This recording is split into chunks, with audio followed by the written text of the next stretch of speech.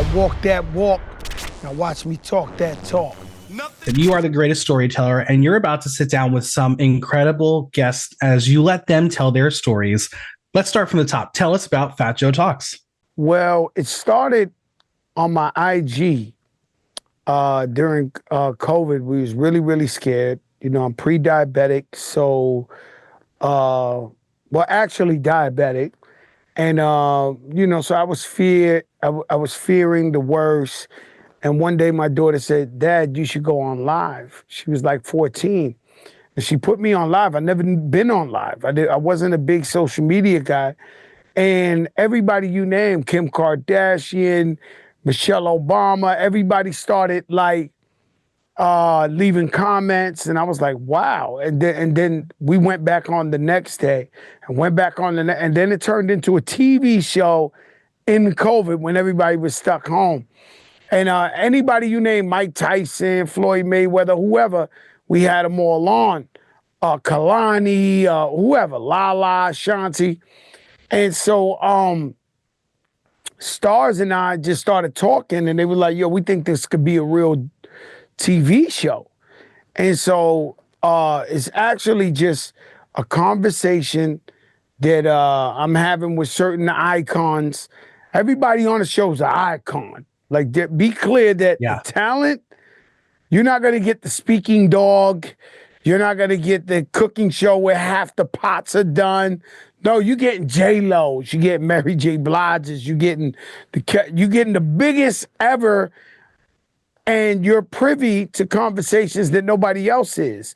And so it's almost like you're a fly in the wall, and you're going to see, wow, these people, they really talking about good times, bad times, trials and tribulations, and it's always going to be inspirational and motivational. The world knows you and your voice through a variety of medias, whether it's music, writing, podcasting, advocacy, and now you're doing this talk show. What inspired you to make this format what it is? If I tell you the true thought process, it's I was a huge fan of Anthony Bourdain. And so Anthony Bourdain would travel and eat food and conversate with people. And so to me, this is like a traveling talk show. You know, we pull up in the ATL, hang out with T.I. at the Trap Museum and learn about how trap music in the ATL started. And then we'll pull up with LL Cool J or, you know, in LA or wherever in Hollywood while he's shooting a movie or something. And so we just take you through a different lens. And even the way the talk show is shot, it gives you these looks that you would never have. It's like a talk show, reality camera driven. I don't know. You get to see the behind the scenes that you would never see. And so that was the perspective of always being on the move. You don't know who I talk to, whether he's a homeless man or a billionaire woman. It's always different. And it's always with a different lens. And it's always, every episode feels different. Absolutely. I love your comparison to Anthony Bourdain, because watching the first episode, I really now I can see those comparisons. So that's really awesome.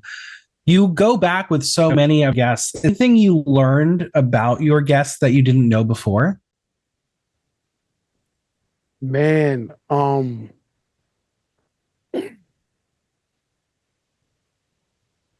sure every episode somebody says something that blows my mind. Yeah. And I'm like, wow, we heard that, or that's true.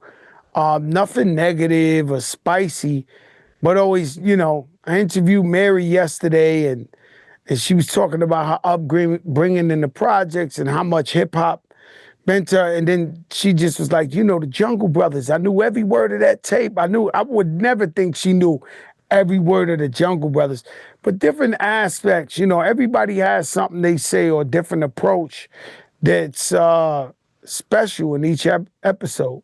A lot of your conversations are very colloquial. And again, you talk to people you know, but were you ever afraid of asking the more intimate and hard-hitting questions? No, not really.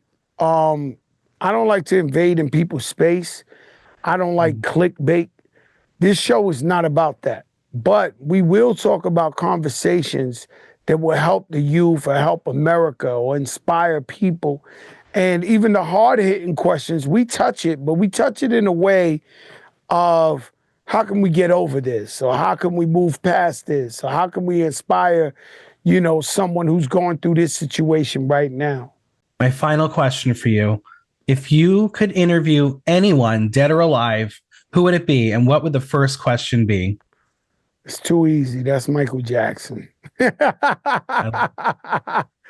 That's Michael Jackson. My first question would be like, hey, Michael, have you ever heard of Fat Joe? I'm sure he has. He had to have known you. Well, thank Man, you so much for chatting. It is an honor getting to talk to you. I love that question. Thank you so much.